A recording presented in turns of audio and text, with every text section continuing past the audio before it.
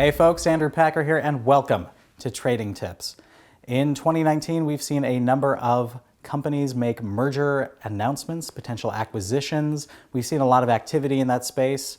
What does that necessarily mean for the markets?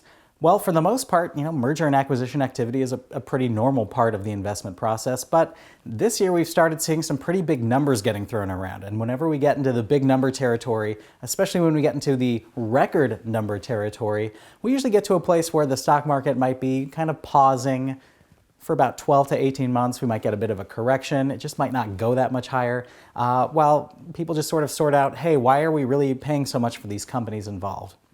And what's really driving the conversation lately is the announcement by private equity firm KKR to buy shares of Walgreens Boots Alliance, ticker WBA. Walgreens Boots is one of the well-known drugstores, chain stores. They merged with Boots in the UK. Otherwise, it's Walgreens in the US. And everybody pretty much knows the products and services that they sell. It's a big retail chain. A lot of the big money that they make is from fulfilling prescriptions. That's part of the convenience of sort of the drugstore approach, but they obviously do a lot of other sales as well, picking up whatever little goods you need here and there. It's a pretty traditional kind of retail business that in the age of the internet has been a little bit slower. So the fact that KKR would make a record-beating potential acquisition offer for this company in about the $65 billion range, it sounds like a bit much, especially when you realize that that would be a leveraged buyout, which means that KKR would be taking on debt to get the money to make the $65 billion dollar offer in the first place. Now, leveraged buyouts, that's usually where we really do get that sign of sort of a short-term market pause for a while. And there are two great examples of this in history. The most recent one would be in about the year 2000 when AOL decided to merge with Time Warner to form a combination old media, new media empire. Obviously, the press praised it at the time. The CEOs of the company were praised as geniuses for bringing these two different types of businesses together where they could have this nice dynamic going of the fast growth of the internet and sort of just the steady state growth and the stability of a old school media empire. But the fact of the matter is this was not a good value proposition for the shareholders because when this happened at 2000, the technology companies were already starting to peak. So AOL's valuation started coming way down right after the deal went through. And the underlying Time Warner business, the old school business, that was starting to see rapid decline from the rise of the internet age. So you had essentially, instead of two mergers essentially creating each other beneficial uplift, they just kind of both brought each other down as a result of that.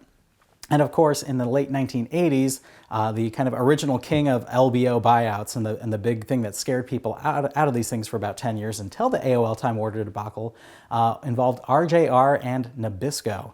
Nabisco, short for the National Biscuit Company, big food conglomerate at the time in the 1980s. RJR was RJR Reynolds, the tobacco company. And the idea was essentially the same as the AOL Time Warner.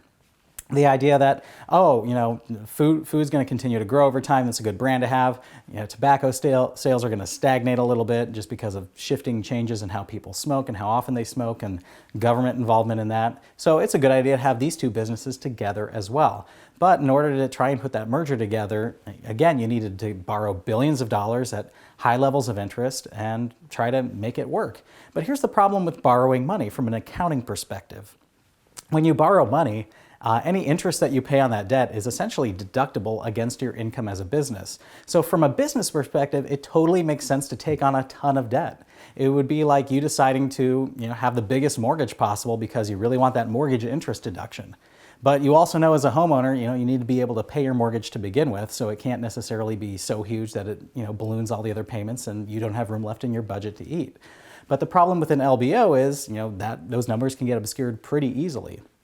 Now, obviously, today, with interest rates being a lot lower than they were in the 80s and in the year 2000, the KKR deal doesn't necessarily look that bad.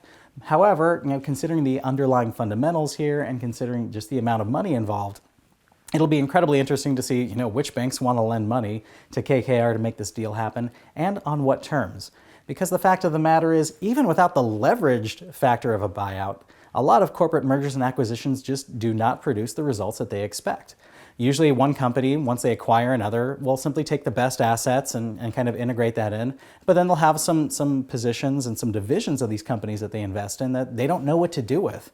Those divisions stagnate and become losses on the books that have to be written down or written off or spun off and sold. And these are the kind of things that the market views as a failure. But of course, when you're in the business of making these deals, and a lot of the big banks essentially encourage these deals because they want the big fees and they want the interest payments that they can get from taking on the debt.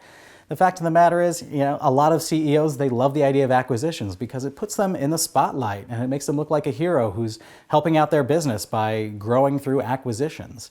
But the actual track record of this acquisition-based investment, just tends not to work out too well.